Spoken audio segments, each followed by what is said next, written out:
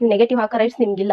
ನನ್ನ ಹತ್ರ ಈಗಲೂ ಆ ಸೀರೆ ಇದೆ, ನಾನು ತಗೊಂಡಿದ್ದೀನಿ. ಎಷ್ಟೋ ಇನ್ಫ್ಲುಯೆನ್ಸರು ಟ್ಯಾಕ್ಸ್ ಪೇ ಮಾಡ್ತಾರೆ ಉರ್ಕೊಂಡು ನೆಗೆಟಿವ್ ಕಮೆಂಟ್. ಹಾಯ್ ಹಲೋ ಎಲ್ಲರಿಗೂ ನಮಸ್ತೆ, welcome back to my channel Suma Chetan vlogs. ಒಟ್ಟಲ್ಲಿ ನಾರ್ಮಲ್ ಆಗಿದೆ, ಸೇಫ್ ಆಗಿ ಇದ್ದಾರೆ ಮಗು ಮತ್ತು ತಾಯಿ. ಚೆನ್ನಾಗಿ ಡೆಲಿವರಿ ಆಗಿದೆ ಅಂತೆ. ಹೋಪ್ ಅವ್ರಿಗೆ ದೇವರು ಒಳ್ಳೇದು ಮಾಡಲಿ, ಮಗುವೂ ಚೆನ್ನಾಗಿರಲಿ ಅಂತ ನಾನು ಆಶಿಸ್ತೀನಿ. ಇದೊಂದು ನ್ಯೂಸ್ ಹೇಳ್ಬೇಕಾಯ್ತು, ಹೇಳಿದೆ. ಈ ವ್ಲಾಗ್ ಅಪ್ಲೋಡ್ ಮಾಡ್ತಾಯಿದ್ದೆ, ನೋಟಿಫಿಕೇಷನ್ ಬಂದುಬಿಡ್ತು. ಸೋಮವಾರ 24 ಡೇಟು, ಸೋಮವಾರ ಹುಟ್ಟಿದ್ದಾರೆ. ಸೊ ಅದನ್ನೊಂದು ಹೇಳೋದಿತ್ತು, ಹೇಳಿದೆ. ಸೊ ಖುಷಿ ಆಗುತ್ತೆ. ಎಲ್ಲೂ ಮೆನ್ಷನ್ನೇ ಮಾಡಿಲ್ವಲ್ಲ. ಮಧುಗೌಡ ಅವರು ಸೇಮ್ ಇದೇ ಥರ ಸೀರೆನ ಉಟ್ಕೊಂಡಿದ್ರು ಅಂತ ಹೇಳಿರೋದು. ಸೇಮ್ ಅಂದರೆ ಡಿಟೋ ಇದೇ ಸೀರೆ, ಇದೇ ಕಲರು, ಇದೇ ಡಿಸೈನು, ಇದೇ ಬಾರ್ಡ್ರು, ಇದೇ ಸೆರ್ಗು, ಇಷ್ಟೇ ಲಕ್ಷದ್ದು ಅಂತ ಎಲ್ಲೂ ಮೆನ್ಷನ್ ಮಾಡಿಲ್ಲ. ಸೇಮ್ ಇದೇ ಥರ ಅಂತ ಜಸ್ಟ್ ಹೇಳಿದ್ದು. ಆ ಸೇಮ್ ಇದೇ ಥರ ಅಂತ ಹೇಳಿದ್ದಕ್ಕೆ ಇಷ್ಟೊಂದು ಅಪ್ ಆ್ಯಂಡ್ ಆಗಿ ನೀನು ನನಗೆ ಕಮೆಂಟ್ ಹಾಕಿದ್ಯಾ. ನಾನು ರೆಸ್ಪೆಕ್ಟ್ ಕೊಡಬೇಕು ಅಂದರೆ ಫಸ್ಟ್ ನೀನು ನನಗೆ ರೆಸ್ಪೆಕ್ಟ್ ಕೊಟ್ಟು ಮಾತಾಡಬೇಕಿತ್ತು. ಸೊ ಅದಕ್ಕೆ ನಾನು ನೀನು ಅಂತ ನಾನು ರಿಪ್ಲೈ ಕೊಟ್ಟಿದ್ದೀನಿ. ಸೇಮ್ ಅದೇ ಮಧುಗೌಡ ಸೀರೆ ಅಂತ ನಾನು ಎಲ್ಲೂ ಹೇಳಿಲ್ಲ, ಓಕೆನಾ. ಸ್ವಲ್ಪ ಕಣ್ಬಿಟ್ಟು ವಿಡಿಯೋನ ನೋಡು. ನಿಂಗೆ ನೋಡೋಣ, ಟೆಸ್ಟ್ ಮಾಡೋಣ ಅಂತ ತರ್ಸ್ಕೊಂಡ್ಬಿಟ್ಬೇಕಾದ್ರೆ ನೋಡ್ಬಿಟ್ಟು ರಿಟರ್ನ್ ಹಾಕಿದ್ರೆ ಹಾಕ್ಬಿಡು.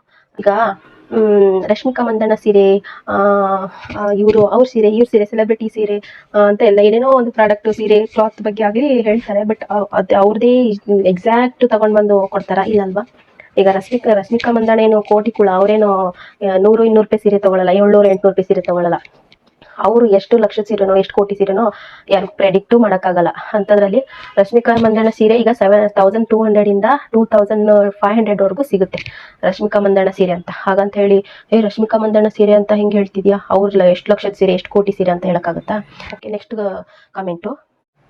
ಸೇಮ್ ಅಲ್ಲ, ಅದು ತುಂಬ ಗ್ರ್ಯಾಂಡ್ ಇತ್ತು. ಓಕೆ, ಹೌದಾ ಅಂತ ನಾನು ಮೆಸೇಜ್ ಮಾಡಿದ್ದೀನಿ, ಅವರಿಗೆ ಕಮೆಂಟ್ ಮಾಡಿದ್ದೀನಿ ರಿಪ್ಲೈ. ನಾನೆಲ್ಲೂ ಸೇಮು ಫುಲ್ಲು ಇದೇ ಡಿಟ್ಟೋ ಅಂತ ನಾನೆಲ್ಲೂ ಹೇಳಿಲ್ಲ.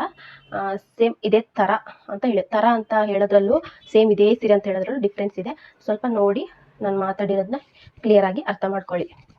ನೆಕ್ಸ್ಟು, ಮಧು ಕಷ್ಟಪಟ್ಟು ಬೆವರು ಸುರಿಸಿ ತೊಗೊಂಡಿರೋ ಸೀರೆ ಅಲ್ಲ, ನಿಮ್ಮಂಥ ದಡ್ರು ಫಾಲೋ ಲೈಕು ಕೊಟ್ಟಿದ್ದಕ್ಕೆ, ನಿಮ್ಮಂಥ ದಡ್ರು ಫಾಲೋ ಲೈಕ್ಸ್ ಕೊಟ್ಟಿರೋತಕ್ಕಂಥ ದುಡ್ಡಿಂದ ಕೊಟ್ಟಿರೋದಕ್ಕೆ ಆ ದುಡ್ಡಲ್ಲಿ ತಗೊಂಡಿರೋದು.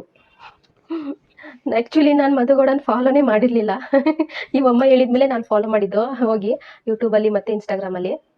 ಅಂದರೆ ನಾನು ಫಾಲೋ ಮಾಡಬೇಕು ಅಂತ ಏನು ಅನಿಸಿರಲಿಲ್ಲ, ನಾನು ಮಾಡಿಯೂ ಇರಲಿಲ್ಲ.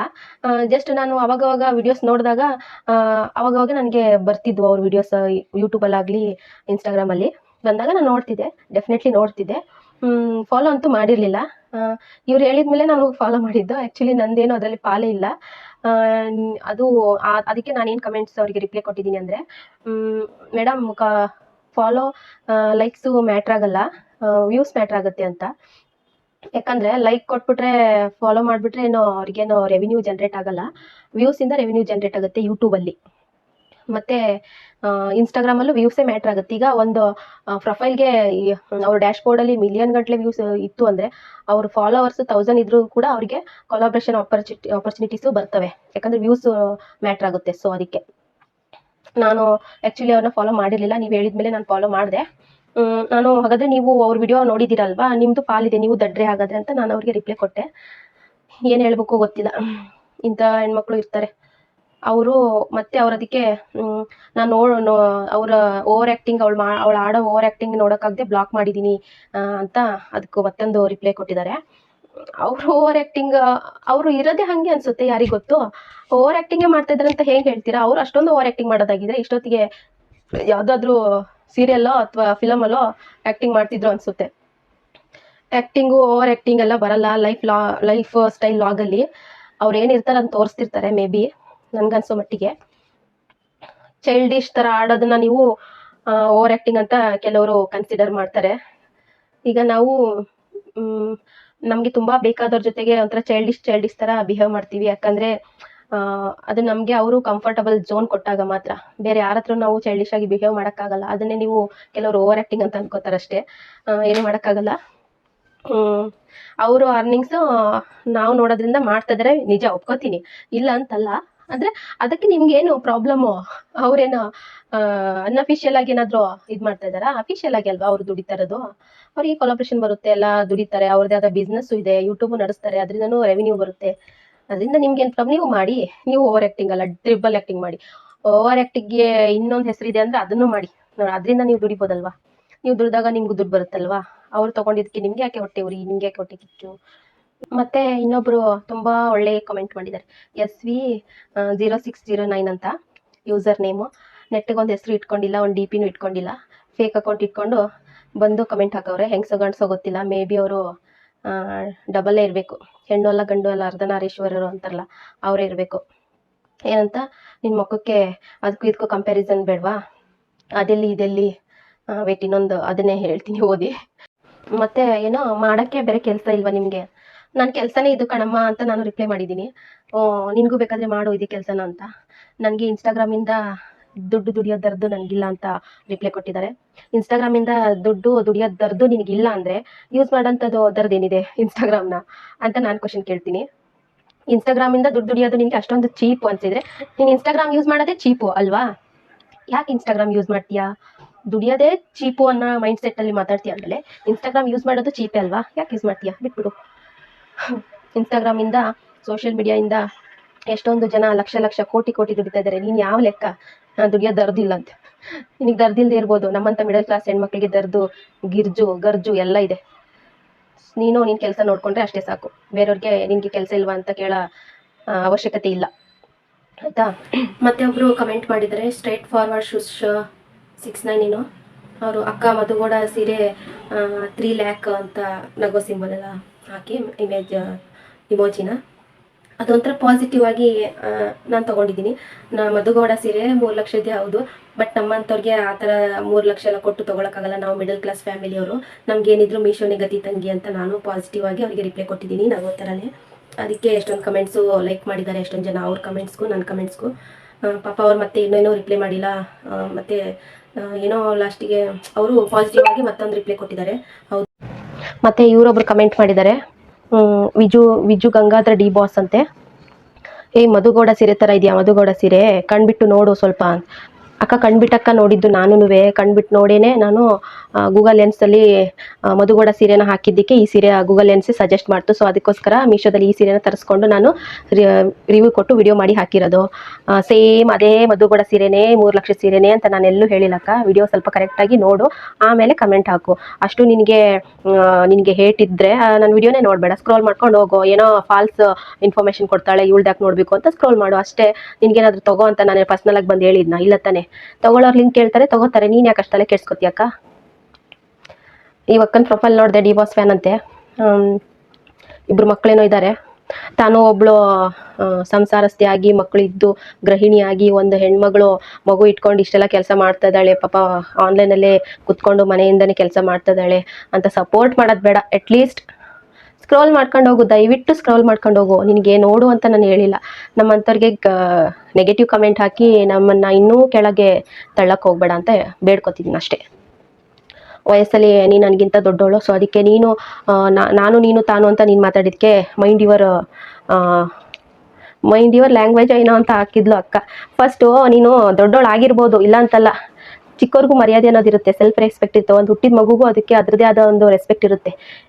ಈ ಸೆಲೆಬ್ರಿಟೀಸ್ಗಳೆಲ್ಲ ನೋಡಿಲ್ವಾ ನೀನು, ಅದಿತಿ ಪ್ರಭುದೇವ ಅವರು ಇವರೆಲ್ಲ ತಮ್ಮ ಮಕ್ಕಳಿಗೆ ಹೋಗಿ ಬನ್ನಿ ಅಂತ ಕರೀತಾರೆ, 2 ವರ್ಷ 1 ವರ್ಷ ಮಗುಗೂ. ಹಾಗೆ ಹುಟ್ಟಿದ ಮಗುಗೂ ರೆಸ್ಪೆಕ್ಟ್ ಇರುತ್ತೆ. ನೀನು ಫಸ್ಟ್ ನನಗೆ ರೆಸ್ಪೆಕ್ಟ್ ಕೊಟ್ಟು ಕಮೆಂಟ್ ಹಾಕಿದ್ದೆ, ನಾನು ನಿಂಗೆ ರೆಸ್ಪೆಕ್ಟ್ ಕೊಡ್ತಿದ್ದೆ. ಮೈಂಡ್ ಯುವರ್ ಲ್ಯಾಂಗ್ವೇಜ್ ಅಂತ ಹಿಂಗೆ ಸೆಲೆಬ್ರಿಟಿಗಳಷ್ಟೇ ಮಕ್ಕಳಿಗೆ ರೆಸ್ಪೆಕ್ಟ್ ಕೊಡ್ಬೇಕಂತೇನಿಲ್ಲ, ನಾವು ರೆಸ್ಪೆಕ್ಟ್ ಕೊಟ್ಟೆ ಮಾತಾಡಬೇಕು, ಚಿಕ್ಕ ಮಗುಗೂ ಆಗಲಿ ದೊಡ್ಡವ್ರಿಗೂ ಆಗಲಿ. ಇಲ್ಲಿ ವಯಸ್ಸು ಮ್ಯಾಟ್ರ್ ಆಗಲ್ಲ, ವ್ಯಕ್ತಿ ಮ್ಯಾಟ್ರ್ ಆಗ್ತಾನೆ. ದೊಡ್ಡವರೇ ಇರಲಿ ಚಿಕ್ಕವರೇ ಇರಲಿ, ಪ್ರತಿಯೊಬ್ಬರಿಗೂ ನಾವು ರೆಸ್ಪೆಕ್ಟ್ ಕೊಡಲೇಬೇಕು.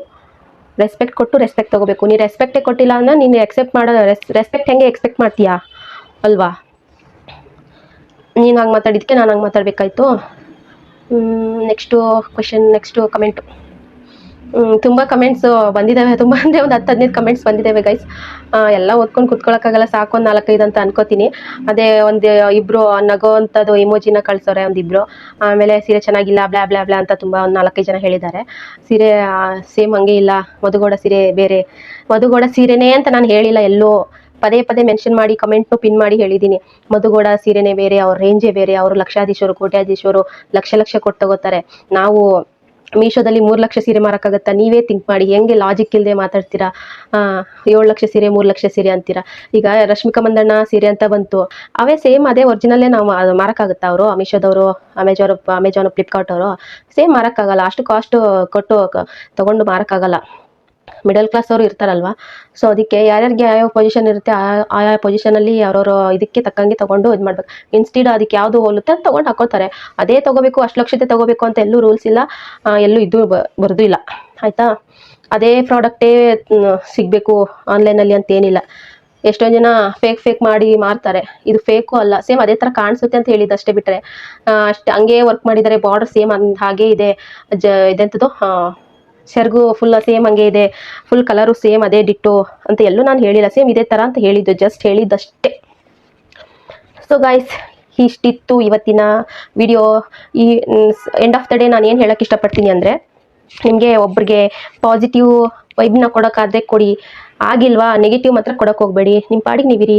ನಿಮ್ಮ ವಿಡಿಯೋ ಬಂತೋ ಅಥವಾ ನಿಮ್ಮ ಜೀವನದಲ್ಲಿ ಯಾರೋ ಬಂದರೂ ಸ್ಕ್ರೋಲ್ ಮಾಡ್ಕೊಂಡು ಹೋಗ್ತಾ ಇರಿ ಅಷ್ಟೇ.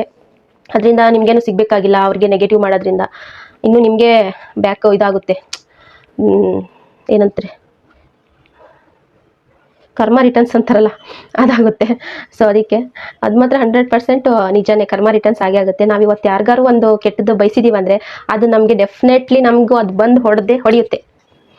ಟೈಮ್ ಚೇಂಜ್ ಆಗ್ಬೋದು, ಲೇಟ್ ಆಗ್ಬೋದು, ಆದರೆ ಲೈಫಲ್ಲಿ ನಾವು ಅದನ್ನು ಅನುಭವಿಸಿ, ಇದು ಕಲಿಯುಗ, ನಾವೇನು ಮಾಡಿರ್ತೀವಿ ಕರ್ಮ ಪಾಪಗಳು ಇಲ್ಲೇ ಅನುಭವಿಸಿ ಹೋಗಬೇಕು. ನಾನೇನು ದೊಡ್ಡ ಪಂಡಿತೆ ಅಲ್ಲ, ಹೇಳೋಕ್ಕೆ 100 ವರ್ಷ ವಯಸ್ಸಾಗಿಲ್ಲ, ಜಸ್ಟ್ ನಡೀತಾ ಇರೋದನ್ನು ಹೇಳಿದ್ದೀನಿ ಅಷ್ಟೇ. ಸೊ ಈ ವಿಡಿಯೋ ಇಷ್ಟ ಆಗಿದ್ರೆ ಲೈಕ್ ಮಾಡಿ, ಶೇರ್ ಮಾಡಿ, ಸಬ್ಸ್ಕ್ರೈಬ್ ಮಾಡ್ಕೊಳ್ಳಿ ಹೊಸದಾಗಿ ಬಂದವರು. Thank you for watching. ನನಗೆ ಸಪೋರ್ಟ್ ಮಾಡಿ, ಎಲ್ಲರೂ ಬೆಳೆಯೋಣ, ಜೊತೆಗೆ ಬೆಳೆಯೋಣ. ನೀವು ವಿಡಿಯೋಸ್ ಮಾಡಿ, ಆದರೆ ನೀವು ಲಾಗ್ಸ್ ಮಾಡಿ, ಮೀಶೋ ವರ್ಕ್ ಮಾಡೋದಾದರೆ ಕಮೆಂಟ್ ಮಾಡಿ, ನಾನು ನೆಕ್ಸ್ಟು ಹೇಳ್ತೀನಿ. ಎಲ್ಲರೂ ಜೊತೆಗೆ ಬೆಳೆಯೋಣ, ಎಲ್ಲರೂ ಒಂದು ಪಾಸಿಟಿವ್ ವೇಯಲ್ಲಿ ಎಲ್ಲರೂ ದುಡ್ದು ಒಂದು ಮನೆಗೆ ಹೆಲ್ಪ್ ಮಾಡೋಣ, ಸಂಸಾರಕ್ಕೆ ಒಂದು ಚಿಕ್ಕ ಅಳಿಲ್ ಸೇವೆ ಮಾಡೋಣ, ಎಲ್ಲರಿಗೂ ಒಳ್ಳೆಯದಾಗಲಿ. So thank you so much. ಯಾರೆಲ್ಲ ನನ್ನ ವಿಡಿಯೋ ನೋಡ್ತಾ ಇದ್ದೀರಾ, ಥ್ಯಾಂಕ್ ಯು ಸೋ ಮಚ್. ಹೀಗೆ ಸಪೋರ್ಟ್ ಮಾಡ್ತಾಯಿರಿ. ಬಾಯ್ ಬಾಯ್ ಫ್ರೆಂಡ್ಸ್, ಬಾಯ್.